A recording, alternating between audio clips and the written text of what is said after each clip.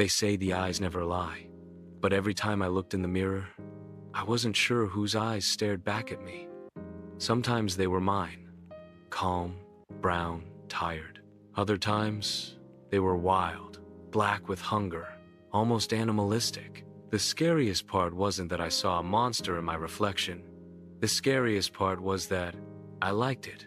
My name is Azan Malik, and by all accounts, I was normal. I worked in an IT firm, had friends, even dated once in a while.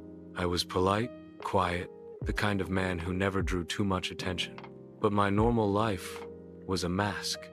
Beneath it lived something darker, something I didn't understand. It started as whispers in my head, tiny urges, fleeting thoughts.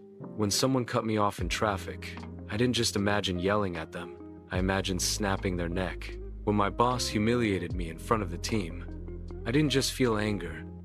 I felt claws tearing through his flesh in my mind. I thought it was stress. Everyone daydreams, right? But then the blackouts started. I was 16 the first time it happened.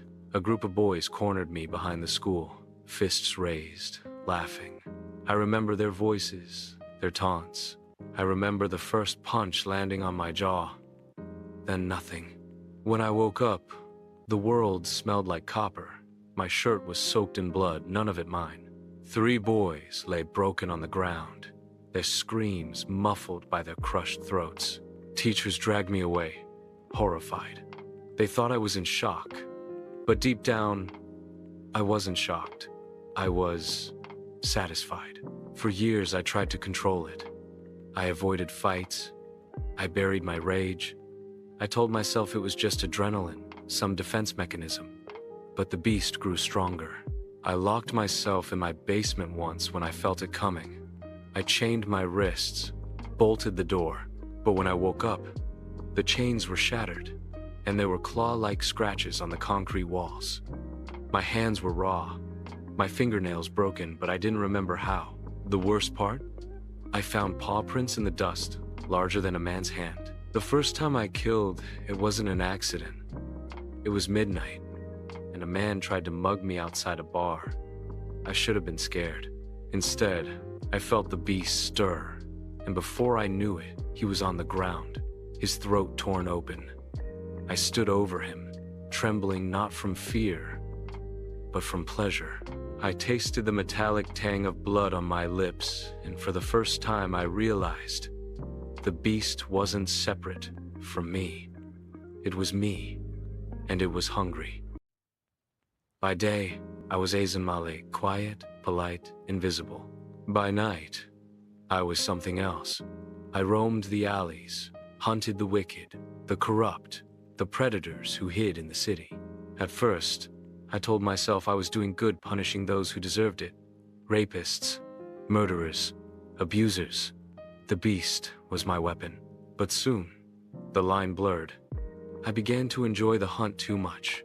Sometimes, it wasn't about justice. Sometimes, it was just about the thrill, the rush, the blood. Then came Sarah. She was kind, curious, and stubborn enough to notice the cracks in my mask. One night, she followed me. She saw what I was, the transformation, the violence, the beast in its rawest form. She should have run. She should have screamed. But instead, she whispered, "You're not a monster. You're broken."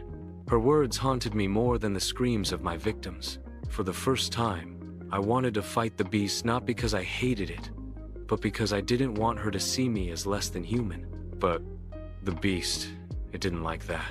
Now, every night is a war. I wake up with blood on my hands, my clothes torn, my body aching. The mirror shows me 2 faces, one human, one animal. I don't know how long I can keep them separate. I don't know how long before Azan Malik disappears, and only the beast remains. But one thing I do know, the beast is patient. The beast is strong, and the beast is always hungry.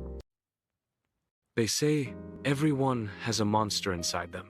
The difference is, mine has teeth.